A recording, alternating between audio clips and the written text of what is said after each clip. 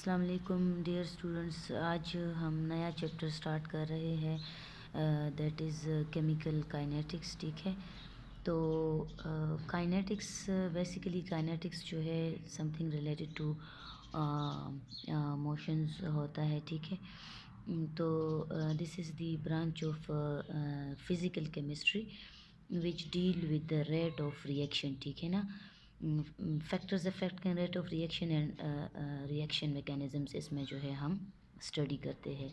ये physical chemistry का branched है, यानी कि केमिकल काइनेटिक्स जो है फिज़िकल केमिस्ट्री का ब्रांच्ड है। इसमें हम रिएक्शन का रेट जो है वो डिस्कस करते हैं, रेट ऑफ रिएक्शन डिस्कस करते हैं, factor which affects rate of reaction, वो फैक्टर जो रेट ऑफ रिएक्शन को इफ़ेक्ट करते हैं। ठीक है ना, यानी कि जैसे कि कंसंट्रेशन हो गया, कैटलिस्ट हो गया, प्रेशर हो गया, ठीक है ना, टेम्परेचर हो गया, वो कैसे जो है तो रिएक्शन के रेट को कम या ज़्यादा करता है, या जो है तो रिएक्शन मैकेनिज़्म हो गया। तो ये सारी चीज़ें जो है हम ये केमिकल काइनेटिक्स में डिस्कस करते हैं, राइट।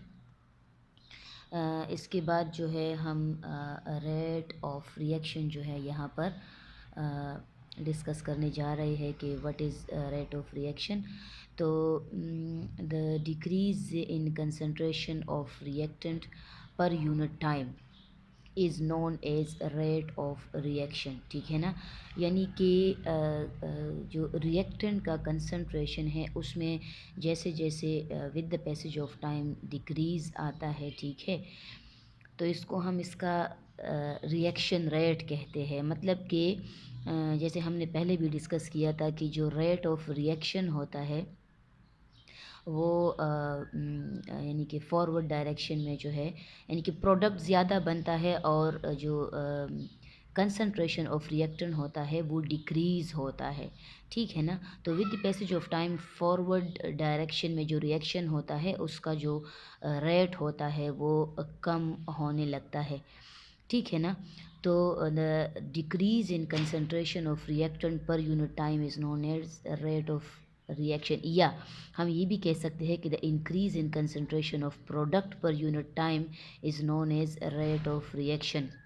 यानी कि इससे हमें जो है हम इससे जो है रिएक्शन के रफ्तार का अंदाज़ा लगाते हैं ना, कि मतलब कि रिएक्शन किस स्पीड के साथ जो है प्रोसीड करता है, किस स्पीड के साथ जो है तो रिएक्टेंट के कंसंट्रेशन में डिक्रीज़ आता है और किस रेट के साथ जो है तो प्रोडक्ट के कंसंट्रेशन में इंक्रीज़ आता है। This is called rate of reaction. ठीक है ना, उसके बाद जो है अच्छा, this is not unit, this is type of reactions. अच्छा, तो अब जो है बच्चों केमिकल काइनेटिक्स में हम उन रिएक्शंस का स्पीड फाइंड आउट करते हैं जिनका रेट ना तो बहुत ज़्यादा तेज़ हो, मतलब कि ना तो बहुत ज़्यादा फास्ट रिएक्शंस हो, ना बहुत ज़्यादा स्लो रिएक्शंस हो।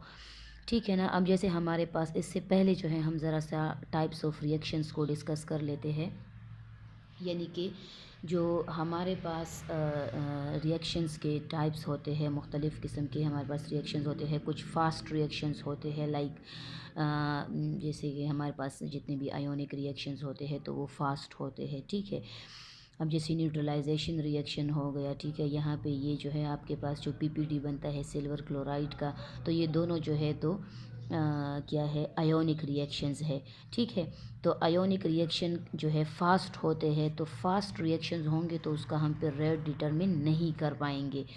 कुछ रिएक्शंस बहुत स्लो होते हैं, यानी कि वो काफ़ी ज़्यादा टाइम लेता है वो रिएक्शन, यानी कि स्लो रिएक्शन जो है वो काफ़ी ज़्यादा टाइम लेते हैं, तो इंडस्ट्रियली वो जो है ज़्यादा सूटेबल नहीं होते, हमें प्रोडक्ट जल्दी नहीं मिलता। जैसे हमारे पास रस्टिंग ऑफ आयरन होता है तो ये बहुत ज़्यादा टाइम लेता है, this is very very very slow reaction. ठीक है, तो फिजिबल नहीं होते। अच्छा, जो हमारे पास मॉडरेट रिएक्शंस होते हैं, अब जैसे कि हमारे पास अमोनिया फॉर्मेशन है, यहाँ पे हमारे पास जो है हाइड्रोजन आयोडाइड फॉर्मेशन है, ये मुझे पता है ये रिवर्सिबल रिएक्शन है, लेकिन यहाँ पे मुझे प्रोडक्ट चाहिए। ठीक है, तो इसलिए मैंने सिर्फ और सिर्फ इसका फॉरवर्ड डायरेक्शन में रिएक्शन शो किया हुआ है। ठीक है, तो अब ये जो है ये मॉडरेट रिएक्शंस होते हैं। यहाँ पे बॉन्ड ब्रेकिंग होता है और यहाँ पे बॉन्ड जो है जुड़ते हैं, बॉन्ड फॉर्मेशन होती है, ठीक है ना।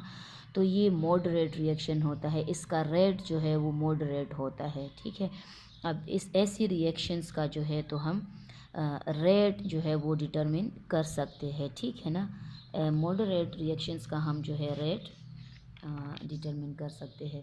अब जो हमारे पास रेट ऑफ रिएक्शन का जो यूनिट होता है ये हम यहाँ पे डिस्कस करेंगे। मतलब कि rate is equal to concentration divided by time होता है। तो कंसंट्रेशन का यूनिट है मोल पर डीएम क्यूब या मोल पर लीटर, कहीं पे आपको नज़र आएगा, ठीक है। और टाइम का है सेकंड। तो ये जो है हमारे पास मोल पर डीएम क्यूब सेकंड आएगा। तो ये हमारे पास इसका यूनिट होता है, ठीक है। अब नेक्स्ट है एवरेज रेट ऑफ रिएक्शन, ठीक है। तो एवरेज रेट ऑफ रिएक्शन जो है, लेट सपोज हमारे पास जो है 2 मोल हमारे पास जो है डी है, 2 मोल हमारे पास ई है, दीज आर रिएक्टेंट्स, और प्रोडक्ट हमारे पास जो है 4 मोल्स ऑफ एफ है, ठीक है। ये लेट सपोज हमारे पास एक रिएक्शन है, इसका एवरेज रेट हम कैसे फाइंड आउट करेंगे। Average rate of reaction is equal to -1/2 delta, यानी कि change in D per unit time, ठीक है ना, concentration of D per unit time. अब यहाँ पे कंसंट्रेशन में डिक्रीज़ आ रहा है, रिएक्टेंट है तो इधर मैंने माइनस लिखा हुआ है। 1/2, 2 इज़ ये क्या है, ये स्टोइकोमेट्रिक कोफिशिएंट है। इसी तरह -1/2 ये भी, ये ई का स्टोइकोमेट्रिक कोफिशिएंट है। यहाँ पे भी ये रिएक्टेंट है, कंसंट्रेशन में डिक्रीज़ है तो मैंने माइनस लिखा हुआ है, चेंज इन कंसंट्रेशन पर यूनिट टाइम। इसी तरह हमारे पास 4F है। तो कोफिशिएंट यहाँ पे जो स्टोइकोमेट्रिक कोफिशिएंट है वो 1/4, और प्लस इसलिए क्योंकि प्रोडक्ट फॉर्मेशन जो है वो प्रोडक्ट बन रहा है, इंक्रीज इन कंसंट्रेशन है, तो इसलिए मैंने ये लिखा हुआ है डेल एफ डिवाइडेड बाय, यानी कि पर यूनिट टाइम। फॉर एग्जाम्पल एक रियल रिएक्शन पे अप्लाई कर लेते हैं। 1 mole of hydrogen react with 1 mole of iodine and form 2 mole of hydrogen iodide. तो एवरेज रेट ऑफ रिएक्शन जो है हमारे पास वो क्या है, वो ऐसे लिखा जाता है। इसका जो है कोफिशिएंट 1 है, इसका भी 1 है, तो इसलिए मैंने -1/1, ठीक है। चेंज इन हाइड्रोजन कंसंट्रेशन पर unit time, change in iodine concentration पर यूनिट टाइम, और यहाँ पे जो है मैंने पॉजिटिव लिखा हुआ है क्योंकि हाइड्रोजन आयोडाइड का कंसंट्रेशन बढ़ रहा है, ठीक है। तो change in hydrogen iodide concentration पर यूनिट टाइम, ये जो ठीक है, ये हमारे पास जो है कंसंट्रेशन को शो कर रहा है, ये स्क्वायर ब्रैकेट्स। अच्छा, rate of formation of product हमारे पास ये है, ठीक है। और rate of disappearance of hydrogen and rate of disappearance of iodine जो है ये हम ऐसे लिखते हैं। अच्छा, इंस्टेंटेनियस रेट क्या है, instantaneous rate of reaction. Let suppose यहाँ पे भी मैं एक सपोज रिएक्शन मैंने लिखा हुआ है, ठीक है। तो ये जो है इंस्टेंटेनियस रेट, असल में हम जो है बहुत ही स्मॉल चेंज के लिए जो है ये करते हैं, ठीक है ना। तो अब यहाँ पे हमारे पास यहाँ पे चेंज जो है वो सिर्फ यहाँ पे डी का है, D is for very small small change, ठीक है ना। बहुत कम चेंज के लिए हम ये डी लिखते हैं। तो ये भी इसी तरह -1/2, तो माइनस जो है डिक्रीज़ इन कंसंट्रेशन है क्योंकि ये रिएक्टेंट का कंसंट्रेशन है, और 2 जो है ये स्टोइकोमेट्रिक कोफिशिएंट है। इसी तरह ई के लिए भी यही है, ये भी रिएक्टेंट है तो माइनस आएगा, और 2 जो है ये स्टोइकोमेट्रिक कोफिशिएंट है, ठीक है। सिमिलरली अब यहाँ पे जो है हम hydrogen iodine gives us 2 mole of hydrogen iodide, इस पे हम अप्लाई कर लेते हैं, ठीक है, कि कैसे जो है हम इंस्टेंटेनियस रेट फाइंड आउट करेंगे।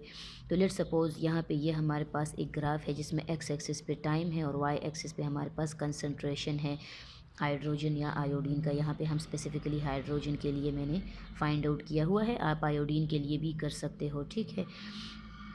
तो लेट सपोज़ हमारे पास जो है 3 सेकेंड्स पे जो है आफ्टर 3 सेकेंड्स हमारे पास ये कंसंट्रेशन जो थी रिएक्टेंट की, यानी कि हाइड्रोजन की, वो 9 मोल पर डीएम क्यूब थी।